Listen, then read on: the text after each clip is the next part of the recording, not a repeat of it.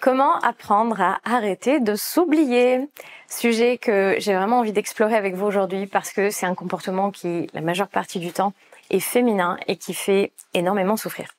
Bonjour et bienvenue dans cette vidéo. Je suis Émilie Gou, cofondatrice de l'école de Feng Shui François Chevalier. Je suis également formatrice et coach en Feng Shui humain et développement personnel au sein de l'école. Alors, arrêter de s'oublier, c'est un sujet qui touche énormément de personnes, principalement les femmes, quelques hommes également, mais reconnaissons que c'est plutôt un sujet qui est féminin. C'est-à-dire que on passe notre vie, la majeure partie de notre vie, à construire pour les autres, à faire pour les autres, que ce soit au travail, on va donner le maximum, se donner le plus possible, bien faire son travail, être impliqué, investi, quitte à faire des heures supplémentaires, prendre du travail supplémentaire qui n'était pas pour nous. À la maison, c'est la même chose. On va faire passer, a priori, la personne qui partage notre vie avant nous pour son bien-être, lui faire plaisir. C'est assez dans l'énergie féminine aussi, c'est l'énergie du prendre soin des autres. Ensuite, ça peut être les enfants qui prennent le relais, je le vois chez la majorité de nos élèves, en effet. On finit par passer sa vie à être au service de ses enfants. Certaines nous disent même, je suis esclave de ma famille, esclave de mes enfants, et j'en peux plus. Et maintenant, j'arrive au moment où j'ai envie de penser à moi, j'ai envie d'arrêter de m'oublier. Sauf que le problème, c'est que quand on a l'habitude ou quand on a eu l'habitude de faire beaucoup pour les autres pendant des années, et quelque part qu'on s'est oublié, on s'est laissé de côté, eh bien, c'est pas évident de changer cette habitude, et surtout, on sait pas tellement comment s'y prendre.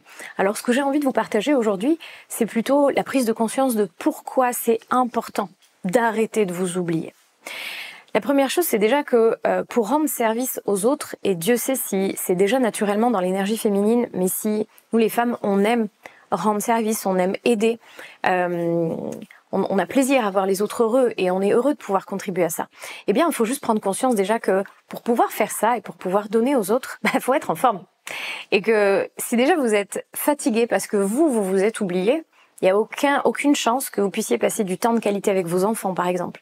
Ou bien un patron, je vois dans les cas de burn-out, en tout cas moi ça a été mon cas, quand j'ai vécu mon burn-out en 2018, mon patron m'a dit « Mais enfin Émilie, pourquoi vous vous êtes rendue malade? Je vous ai jamais demandé ça. » Et finalement, je me suis dit « Ben oui, c'est vrai, il a raison, personne m'a demandé ça, personne m'a demandé de m'oublier, personne m'a demandé dans mes journées d'oublier de manger pour travailler en fait. Personne me l'a demandé, c'est moi qui ai pris le pli de le faire comme ça. » Et finalement, personne ne vous reprochera jamais, ou en tout cas vous reprochera toujours, de finir par vous en être rendu malade. Parce que personne veut ça.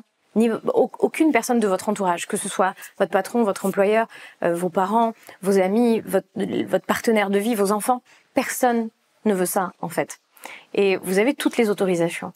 Donc, prendre conscience du fait que pour aider au maximum autour de soi, ça vaut aussi pour les personnes parmi vous qui développent ou lancent une activité dans l'aide à l'autre, de thérapeute ou d'accompagnant par exemple, eh bien il faut prendre conscience du fait que c'est extrêmement difficile d'aider quelqu'un et de rendre service à quelqu'un quand soi-même on n'est pas en forme, on n'est pas en bonne énergie. Et ça passe par penser à soi en premier. Alors oui, il y a un jugement qui est et dans notre société, Dieu sait si c'est mal vu. Ah, mais je vais être égoïste. Bah ouais. Mais en fait, être égoïste, on devrait apprendre à l'être un petit peu plus. Parce que derrière égoïste, on a mis une connotation négative. Mais égoïste veut dire simplement penser à soi en premier. Et ça, c'est vraiment quelque chose de super important si vous voulez pouvoir rayonner, faire du bien autour de vous, que ce soit pour votre famille, la personne qui partage votre vie, vos amis, votre travail. La deuxième chose, c'est aussi de prendre conscience du fait que quand vous prenez soin de vous, alors, prendre soin de soi, c'est prendre du temps pour soi, pas forcément pour faire des choses. Je vois, j'ai des élèves dans nos formations qui, à un moment donné, me disent « Mais en fait, je suis tellement épuisée que j'ai pas envie de prendre soin de moi et la seule chose dont j'ai envie, c'est dormir. » Dormir, c'est prendre soin de soi. En fait, prendre soin de soi, c'est écouter son rythme, écouter son énergie, respecter ses besoins et faire des choses pour soi, des choses qui nous font plaisir. Alors, peut-être qu'on va pas faire ça toute la journée. Mais si déjà je m'accordais ne serait-ce qu'un quart d'heure, 20 minutes, 1 heure par jour, pour faire quelque chose pour moi, c'est prendre soin de moi, prendre soin de mon énergie, de mon corps, de mes besoins, de tout ce qui a besoin d'être nourri à l'intérieur de moi.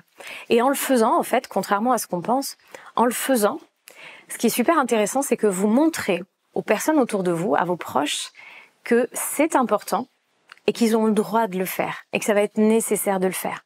Parce que, en tout cas pour parler avec beaucoup de nos élèves qui, elles aussi, ont vécu des burn-out, elles me disent toujours la même chose. Ce que je veux pour mon enfant, c'est surtout qu'il ne vive pas de burn-out lui aussi. Comment est-ce que je peux faire?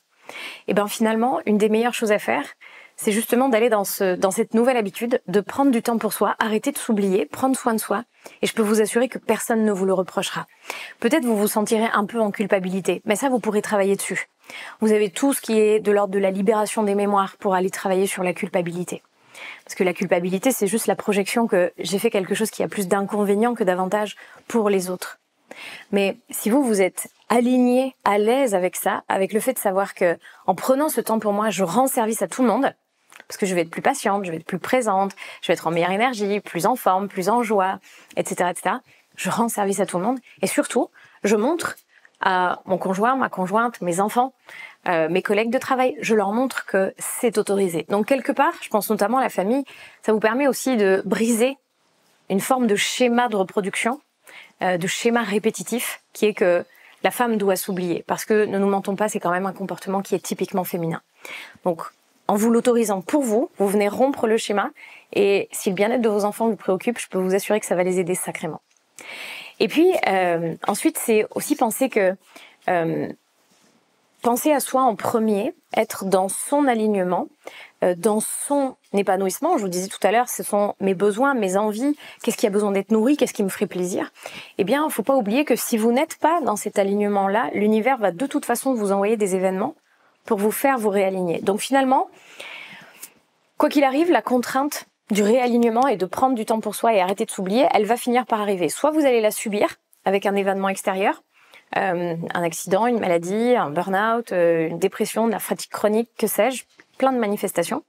Soit vous pouvez choisir de la créer, cette contrainte-là, vous-même, et de choisir en conscience, en ménageant des temps dans votre emploi du temps. Alors je vous rassure, du temps, personne n'en a un. On a tous des vies de dingue, on est tous débordés. La réalité, c'est que le temps, il faut choisir où on le met, parce qu'il n'y a pas d'autre choix.